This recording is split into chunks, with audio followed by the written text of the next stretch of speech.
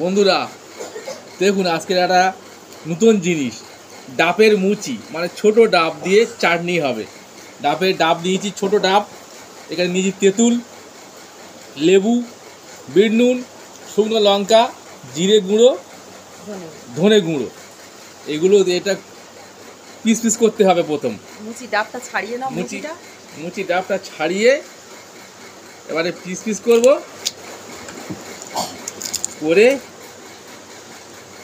এটা বন্ধুরা দেখুন, এটাকে এই ছাড়িয়ে নিয়েছি, নিয়ে এবার এইটা এরকম মেশিনে ফেলে গ্রেট করতে হয়। বন্ধুরা এই মুচি ডাব এগুলো সব এই কুচে নিয়েছি, গ্রেট করে নিয়েছি। এবার এই তেঁতুল দিলাম, এই লেবুর রস দিয়ে দিচ্ছি, এই বিট নুন দিলাম, এই লঙ্কা দিলাম, জিরে গুঁড়ো, ধনিয়া গুঁড়ো সবই ঢেলে দিলাম। ডাবের চাটনি, এটা মুচি ডাবের চাটনি, এটা মুচি ডাবের চাটনি। বাবা বন্ধুরা দেখুন, শুধু কালারটা দেখুন, মুচি ডাব তো, আর কালো মানে তেঁতুল দিয়েছি, অনেক পুরানো তেঁতুল। এটা 2-3 বছরের তেঁতুল হবে, বাড়িতে ছিল।